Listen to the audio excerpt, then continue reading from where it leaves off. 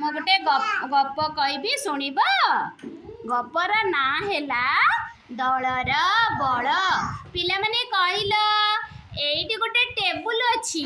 ମୁଁ ତମକୁ ଯଦି କହିବି ରୁଷମ ଏ ଟେବୁଲଟା ଟେକିଦେଲ, ତମେ କ'ଣ ଟେକି ପାରିବ କି?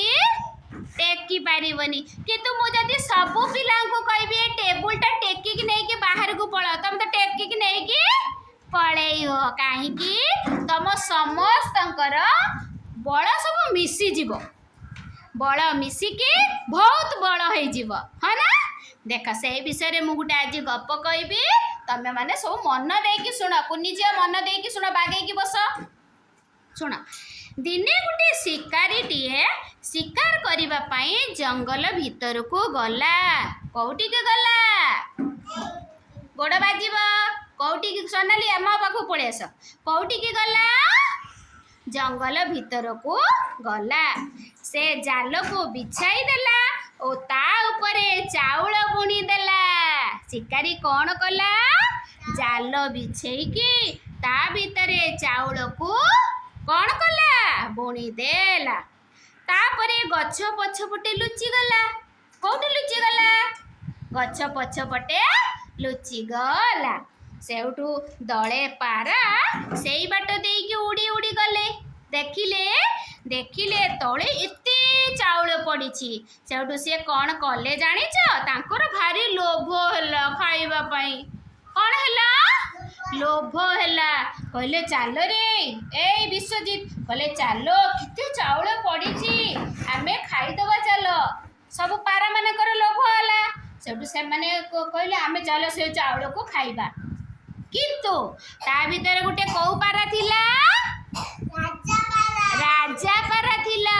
ସେ ସମସ୍ତଙ୍କ ଭିତରେ ବଡ଼। ସେ କହିଲା, ଆରେ ଜଙ୍ଗଲ ଭିତରେ ଚାଉଳ କୋଉଠୁ ଆସିବ? ତମେ ଯାଅନି, ଶିକାରୀ ଜାଲ ବିଛେଇଛି ଆମକୁ ଧରିବା ପାଇଁ। ତମେ ମୋ କଥା ମାନ, ଯାଅନି। କିନ୍ତୁ ଏ ଛାନ ପାରାମାନେ କେହି ମାନିଲେନି। ତାଙ୍କର ଲୋଭ ହେଲା ଖାଇବା ପାଇଁ। କ'ଣ ଖାଇବା ପାଇଁ ଲୋଭ ହେଲା? ଚାଉଳ ଖାଇବା ପାଇଁ ଲୋଭ ହେଲା। ସୋନାଲି ଶୁଣୁଛ? ମୁଁ ପରେ ପଚାରିବି, ଅନିମେଷ ପଚାରିବି ଏପରେ। ନହେଲେ ଜଙ୍ଗଲ ଭିତରକୁ ଚାଉଳ ଆସିଲା କେମିତି? ପାରାମାନଙ୍କୁ ଭୋକ ହେଉଥିଲା। ସେ କ'ଣ କଲେ? ଚାଉଳକୁ ଦେଖି ତାଙ୍କର ଲୋଭ ହେଲା। ତେଣୁ ରାଜାପାରା କଥା ନ ମାନି ଯାଇକି ଚାଉଳ ଖାଇଲେ। ଚାଉଳ ଯେତେବେଳେ ଖାଇଲେ, ଶିକାରୀ କ'ଣ କଲା? ଜାଲକୁ ଟାଣିଦେଲା। ଲୁଚିକି ପଛପଟେ ଥିଲା। ଯେତେବେଳେ ପାରାମାନେ ବସିଗଲେ ଚାଉଳ ଖାଇବା ପାଇଁ, ଶିକାରୀ ଜାଲ ଟାଣିଦେଲା। ଯେତେବେଳେ ଜାଲ ଟାଣିଦେଲା, କ'ଣ ହେଲା? ପାରାମାନେ ସବୁ ଜାଲ ଭିତରେ ପଡ଼ିଗଲେ। ପଡ଼ିକି ଫଡ଼ ଫଡ଼ ଫଡ଼ ଫଡ଼ ଫଡ଼ ଫଡ଼ ହଉଥିଲେ।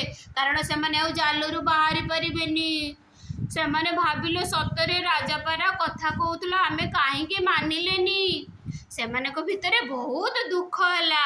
କହିଲ ସତରେ ରାଜାପାରା କଥା ନ ମାନି ଆଜି ଆମକୁ ଏଇ ଦଶା ଭୋଗିବାକୁ ପଡ଼ିଲା। ସେଇଠୁ ରାଜାପାରା କହିଲା, ଦେଖିଲ ମୋ କଥା ତ ମାନୁନଥିଲ, ମୁଁ କହୁଛି। ସେଇଠୁ କ'ଣ କଲେ? ସମସ୍ତେ ଜାଲ ଭିତରେ କ'ଣ ଫଡ଼ ଫଡ଼ ଫଡ଼ ଫଡ଼ ଫଡ଼ ଫଡ଼ ହେଉଛନ୍ତି, କେହି ବାହାରି ପାରୁନାହାନ୍ତି। କିନ୍ତୁ ତା ଭିତରେ ରାଜାପାରା କହିଲା, ଚାଲ ମୁଁ ଗୋଟେ ବୁଦ୍ଧି ଦେଉଛି। ଚାଲ ଆମେ ସମସ୍ତେ ଏକାବେଳେ ଜାଲ ଧରିକି ଉଡ଼ିକି ପଳେଇବା। କାରଣ ଦଳର ବଳ ଗପର ନାଁ। କାରଣ ସମସ୍ତେ ଯଦି ଆମେ ଏକାବେଳେ ଉଡ଼ିବା, ତାହେଲେ କ'ଣ ହବ? ତାହେଲେ ଆମେ ସମସ୍ତେ ଜାଲକୁ ନେଇକି ଆମେ ଉଡ଼ିକି ପଳେଇବା। ସମସ୍ତେ ସେଇଆ କଲେ। ସେ କ'ଣ କଲେ ଜାଣିଛ? ଏକାବେଳେକେ ଉଡ଼ିଲେ। ଉଡ଼ିକି ଜାଲ ସହିତ ଉଡ଼ି ଉଡ଼ି ଉଡ଼ି ଉଡ଼ି ଉଡ଼ି ଉଡ଼ି ଉଡ଼ି ଉଡ଼ି ପାହାଡ଼ ପାଖକୁ ବହୁତ ଦୂରକୁ ପଳେଇଲେ। ଯଦି ପାଖକୁ ଯାଇଥାନ୍ତେ, ଶିକାରୀ ଯାଇକି ଧରି ଦେଇଥାନ୍ତା। ସେଇଠୁ ଉଡ଼ି ଉଡ଼ି ଉଡ଼ି ଉଡ଼ି ଯାଇକି ପାହାଡ଼ ପାଖରେ ଓହ୍ଲେଇଲେ। ପାହାଡ଼ ପାଖରେ ଗୋଟେ ରାଜାପାରାର ସାଙ୍ଗ ଥିଲା। ସେ କିଏ? ମୂଷା। ସେଇଠୁ ମୂଷା ଭାଇକି ରାଜାପାରା ଡାକିଲା। କହିଲା, ଭାଇ ଆମକୁ ସାହାଯ୍ୟ କର, ଆମେ ପୁରା ଜାଲରେ ଫସି ଯାଇଛୁ, ଆମକୁ ସାହାଯ୍ୟ କର।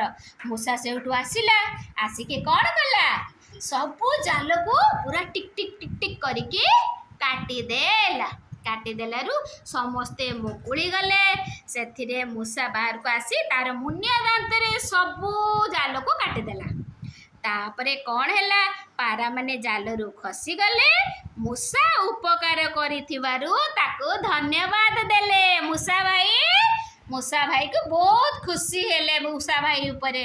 ପାରାମାନେ କହିଲେ, ମୂଷା ଭାଇ ତମେ ଆଜି ଆମ ଜୀବନ ବଞ୍ଚେଇଲ, ନହେଲେ ଆମେ ଆଜି ମରିଯାଇଥାନ୍ତୁ। ଦେଖିଲ, ତାନେ ବହୁତ ପାରା ଥିଲେ ବୋଲି ତାଙ୍କର ବହୁତ ବଳ ହେଇଗଲା।